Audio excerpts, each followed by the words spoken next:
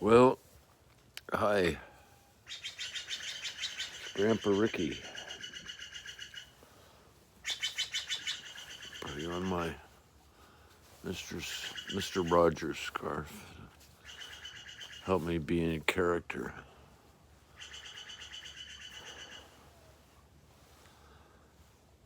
It's April the 1st today, 2020.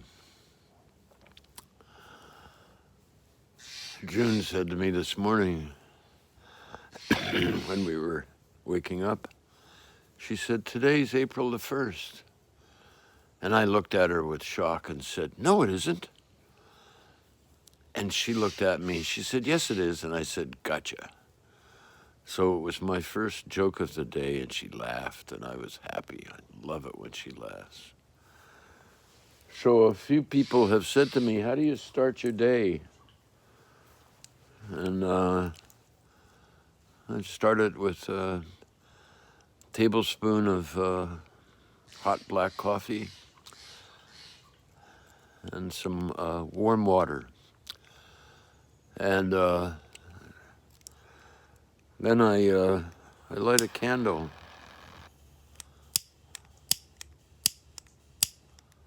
Don't you know I can't light the candle? And I light the candle so that it reminds me of the fire of life and the elements. And so I'm lighting the candle here today. And this candle is for the bonfire. Whenever I can, I actually light a little tiny bonfire. And the candle went out just now. And part of me got scared, like, oh. And I say thank you to all that is. And I usually light a little tiny bit of tobacco. And I take the tobacco into my mouth and I blow out the smoke as an offering to Great Spirit, to all that is. And out loud I say, "Thank you, all that is." And that helps me remember that I'm connected to everything. That I have like a hologram of the everything inside me. Just like you do, just like everybody does. And I woke up this morning, and the continuation of my thoughts yesterday. And that was, I realized that I've been living in fear, thinking, oh, I've got another 50 weeks of quarantine. I wonder if I'll make it. But I think the real question that I'm looking for, and maybe you can help me and let me know somehow,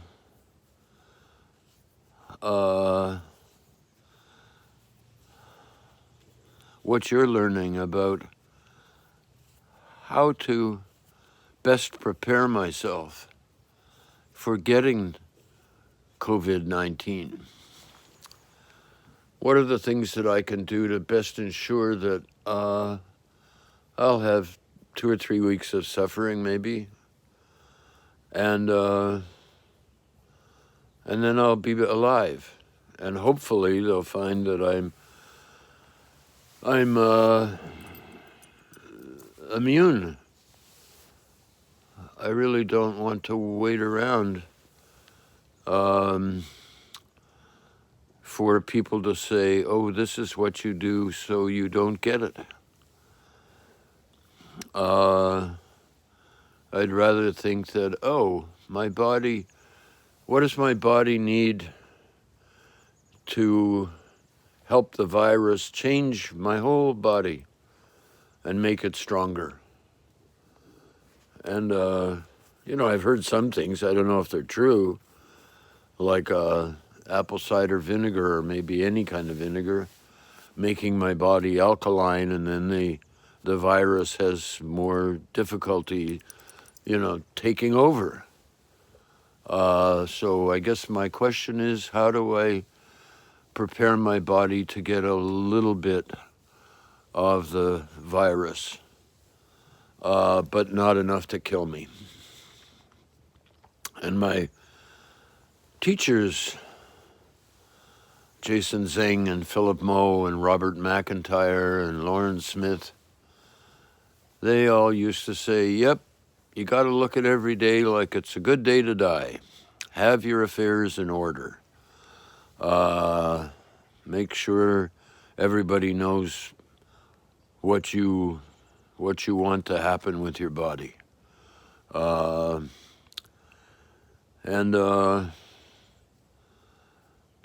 finding it's very liberating. And, you know, when you get old, your attitude towards death changes. You get so you're not as afraid of it. And like I have died many times.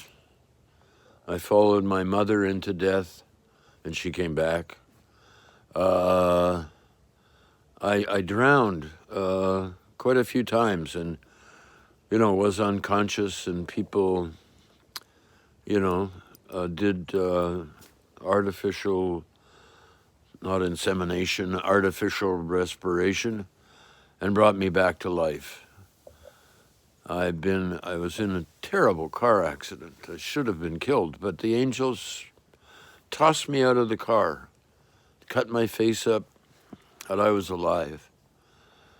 And I've gone through a lot of suffering just like you have, and I've lived through it. And I've done incredibly stupid things, riding motorcycles too fast, going into curves on the motorcycle thinking, oh my God. And yet, somehow, I didn't lose control of the bike, and it stayed on the road, and I didn't get messed up. And I used to rally cars, you know, racing cars through the countryside. And I can remember being in this Volkswagen I had, and all four wheels were off the ground. And as it came over the brow of the hill too fast, the road went to the left. I remember thinking, oh my God. And so I started to realize that my friend Josh the other day I said, what would you like? What do you want? And he said, I want the consciousness of the world to change. And I thought, wow, think big. Noah did. And he's a big thinker. And so I started to get it, that yes, this pandemic will change our consciousness. People are going to be getting closer to death than they've ever got before. And then they'll kind of calm down. And they'll start thinking about, oh my God, I'm not alone. And they'll start thinking about other people and the impact of their behavior. I've got a couple of friends who are incredibly wealthy financially, some of them spiritually. And I said to one of them once, I said, you know, hey, when will you have enough money where you don't have to be always going after money and celebrating when you get lots of money and getting depressed when you lose lots of money? And this fellow said, there'll never be enough money. But then, you know, he found out when he almost died that he had more than enough money, and he sold all of the stuff, and I don't know what he's done with that money, but he's become a psychoanalyst. He's helping other people. And I think about the people who've inherited a lot of money or made a lot of money and how hard that's been on them. And how some of them are using their money. They're not giving it all away. Maybe they're giving away the interest on their money, or they're giving some of the money away. to help other people. And, I have a friend in New York City. His name's Robert. We have never met. We talked on the phone. And he was instrumental in taking two multi-billionaires, looking for other billionaires to talk them into giving their money away so that everybody's got a better chance at having an easier life, a life where they can bring out their gifts. Because so many gifts are wasted by people just having to make enough food to have food for their family. And I've talked to, the nice thing about being dissociated and lonely and weird and all that kind of stuff, like I was as a kid, is I came to realize I love people. Everybody's my friend. And it's like how to establish contact with them, and if they want, and to not get messed up if they don't want to talk or be my friend. And so I've been practicing trying to make a connection with everybody and to see if there's something we can both laugh about and to be curious about them, to ask questions. My friend Lauren Smith really taught me the value of humor.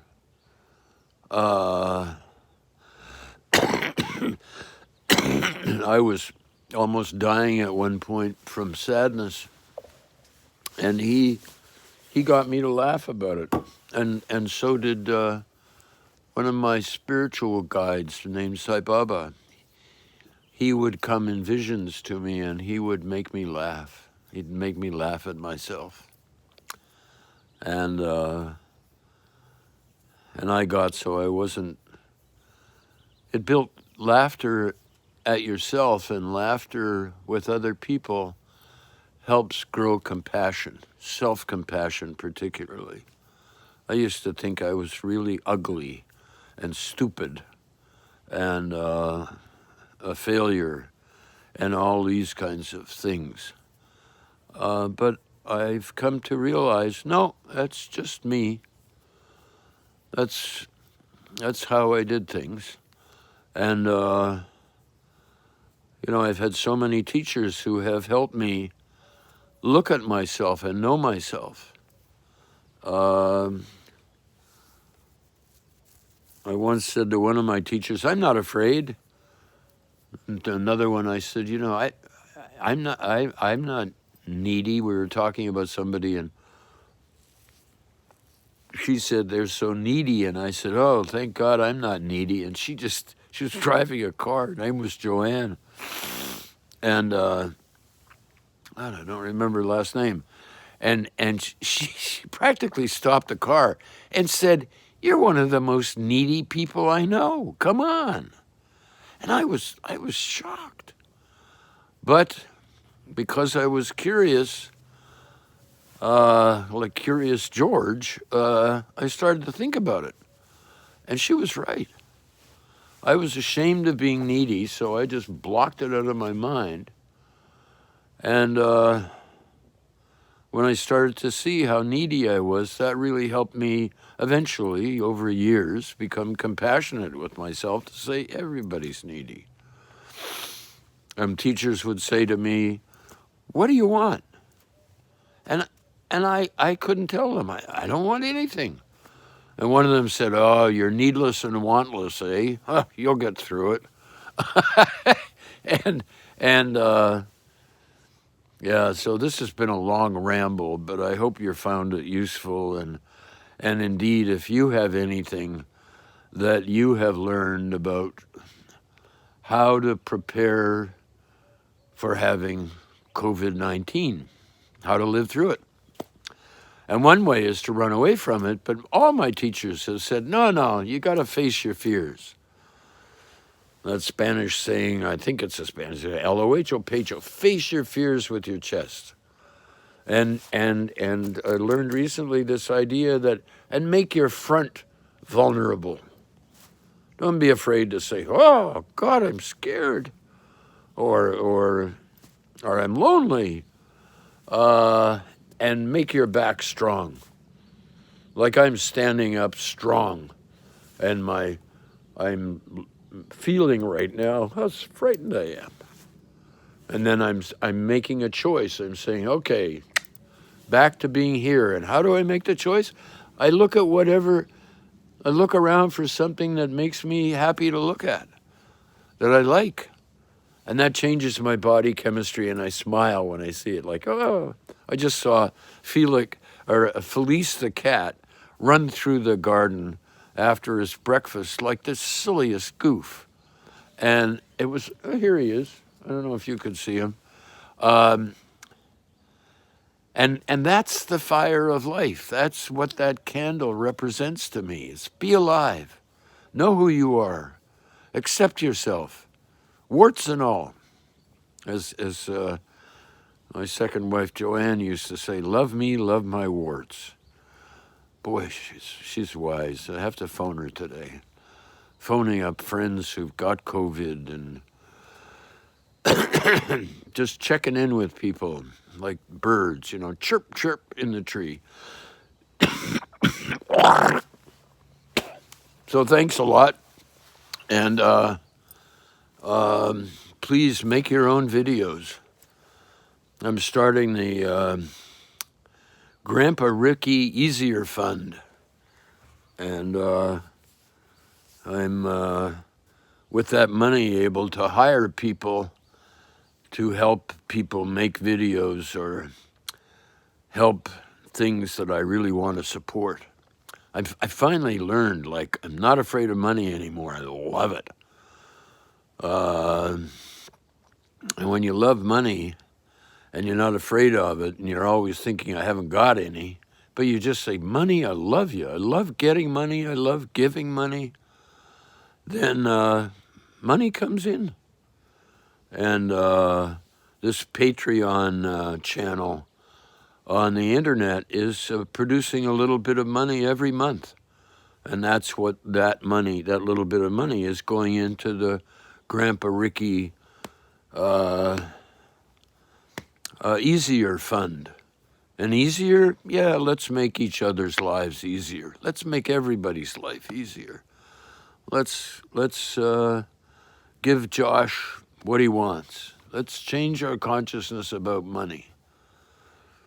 Because some people think there's not enough and they're grabbing it all, and it just rots when it's there. I mean, you look at all these people who have a lot of money, and I was watching Joe Crocker and how fame and money just kind of got his shadows out. He had trouble with alcohol and drugs and everything. And love and his will was activated, and he was able to sing for a lot of people and help them take a break. So there you go. Thanks a lot. And April Fools. Just love April Fools. No, I'm gonna tell you this thing. I studied once with a group of people, June and I did, about communication. And they had these games, and one of the games was that one person would sit in the hot seat, they called it, and everybody else could ask them questions. So it taught everybody how to have fun being curious. It certainly taught me. And you were sitting in the hot seat, and somebody would ask you a question, and you could tell the truth. You could say, I don't want to deal with that. Or you could lie. And it was so much fun, because my parents taught me that's not good to lie. And then I realized, God, I'd better learn to lie in case somebody comes and wants to hurt my parents. I'd better be able to tell a convincing lie that says, oh, they went that way, when really they went that way. So I hope you've had fun with this. I've had fun doing it. It's like I love giving gifts and I love getting gifts. And so this is a gift to you. So thank you very much. By the way, I'm wearing my hat because Jason Zing, his spirit came today, and he said, don't forget to wear a scarf and wear your hat when it's the least little cold, and spit a lot. Like, get that crap out. And drink lots of hot water or warm water. So thanks a lot, and just remember, all that is with you. Your life force is strong.